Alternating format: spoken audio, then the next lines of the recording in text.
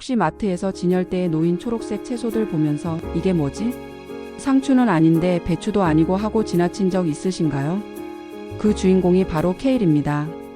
요즘은 주스나 스무디로도 많이 먹고 샐러드에도 올라오는데요. 그런데 과연 이 케일이 왜 그렇게 슈퍼푸드라고 불릴까요? 오늘은 우리가 50대 이상이 되면 특히 관심 가질 만한 케일의 효능과 먹는 방법, 또 주의할 점까지 솔직하게 이야기 나눠보려고 합니다. 먼저 케일을 한마디로 표현하면 영양의 보고라고 할 수 있습니다. 잎사귀 하나만 봐도 진한 초록빛이 꽉 차 있잖아요. 그 안에 비타민 A, C, K는 물론이고 칼슘, 마그네슘, 철분 같은 무기질까지 다양하게 들어 있습니다. 우리가 나이 들면서 제일 많이 듣는 말 중 하나가 골다공증 조심하세요 아니겠습니까? 뼈가 점점 약해지니까 작은 충격에도 쉽게 골절이 될 수 있는데 케일에는 칼슘이 풍부해서 뼈 건강에 큰 도움이 됩니다.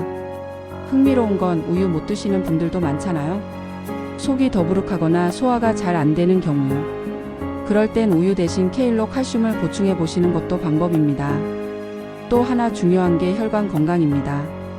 케일에는 비타민 K가 특히 많은데 이게 혈액 응고에 관여하면서 혈관을 보호해 줍니다. 나이가 들수록 혈액순환이 원활하지 않아서 손발이 차다거나 혈압이 들쭉날쭉하는 분들이 많은데요. 케일을 꾸준히 섭취하면 혈관벽을 튼튼하게 해주고 동맥 경화를 예방하는 데도 도움이 됩니다. 물론 케일 먹으면 혈압약 끊어도 된다 이런 건 절대 아니고요. 다만 약과 함께 꾸준히 식습관을 관리하는데 케일이 좋은 조력자가 될 수 있다는 거죠. 그리고 요즘 또 관심 많은 게 눈 건강 아닙니까? 휴대폰, TV, 컴퓨터 하루 종일 화면 보고 있으면 눈이 뻑뻑하고 침침하죠.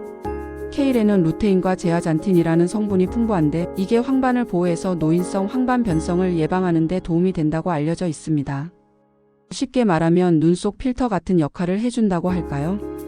그래서 케일은 먹는 선글라스라는 별명도 있습니다. 아, 내 눈이 예전 같지 않다 느끼실 때 케일을 떠올리셔도 좋겠습니다. 여기서 질문 하나 드려볼게요. 그럼 케일은 어떻게 먹는 게 제일 좋을까요? 그냥 뜯어서 생으로 씹어 드셔도 되지만 사실 케일 특유의 쌉싸름한 맛 때문에 호불호가 좀 갈립니다. 그래서 많이들 하시는 방법이 주스나 스무디예요. 사과나 바나나 같은 달콤한 과일이랑 같이 갈면 맛도 부드러워지고 먹기 훨씬 편해집니다. 샐러드로 드실 때는 올리브유랑 레몬즙 살짝 뿌려주면 쓴맛이 많이 잡히고요. 그런데 꼭 생으로만 드셔야 하느냐? 그건 아닙니다. 살짝 데쳐서 무침으로 해도 되고 국이나 찌개에 넣어도 괜찮습니다. 케일을 쪄서 밥 싸 먹으면 깻잎쌈 못지않게 맛있습니다. 다만 한 가지 알아두셔야 할 게 케일의 비타민 C는 열에 약하다는 점이에요. 너무 오래 끓이면 영양소가 줄어들 수 있으니 조리 시간을 짧게 하시는 게 좋습니다. 혹시 이런 생각 드시지 않으세요? 아니, 그렇게 좋으면 많이 먹으면 더 좋겠네? 그런데 모든 음식이 그렇듯 케일도 과유불급입니다. 대표적인 주의할 점이 바로 갑상선이에요. 케일에는 고이트로겐이라는 성분이 들어있는데 이게 갑상선 기능을 방해할 수 있습니다.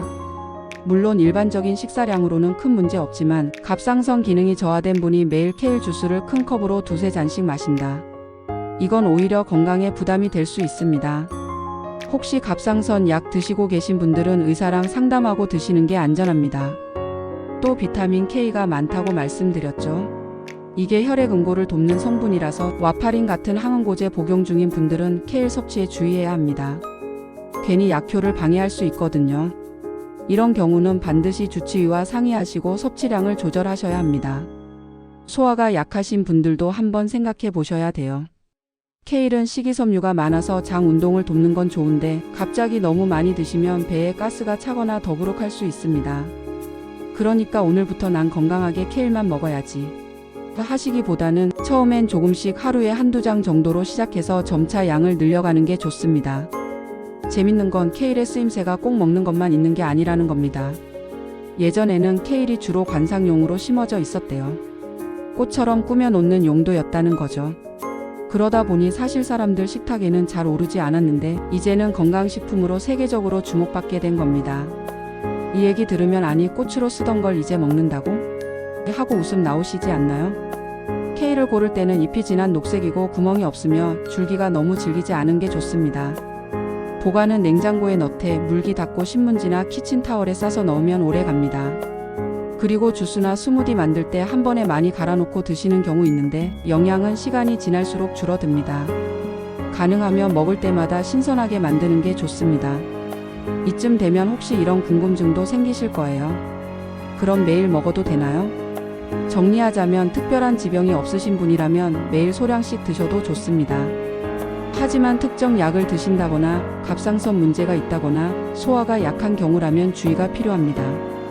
결국 중요한 건 나에게 맞게 내 몸 상태에 맞게 먹는 거죠. 마지막으로 이런 질문 던져볼게요. 우리가 50대, 60대가 되면 가장 중요한 게 뭐라고 생각하세요? 돈도 시간도 다 중요하지만 결국은 건강이잖아요. 그리고 건강을 지키는 방법은 아주 거창하지 않습니다. 작은 습관이 쌓여서 큰 차이를 만든다고 하잖아요. 케일 한 장을 꾸준히 먹는 습관, 바로 그런 작은 실천이 여러분의 내일을 훨씬 더 튼튼하게 만들어줄 수 있습니다. 그러니까 케일 너무 멀리할 것도 없고 또 맹신할 것도 없습니다. 그냥 내 건강을 위한 한 가지 도구라고 생각하고 즐겁게 부담 없이 드시면 됩니다. 오늘 저녁장 보러 가신다면 진한 초록빛 케일 한 단 눈여겨보시겠어요? 그리고 집에 와서 사과랑 같이 갈아서 한 잔 마셔보세요. 그 순간 이게 건강의 맛이구나 하고 느끼실 겁니다. 영상이 도움이 되셨다면 구독과 좋아요 꾹 눌러주세요. 감사합니다.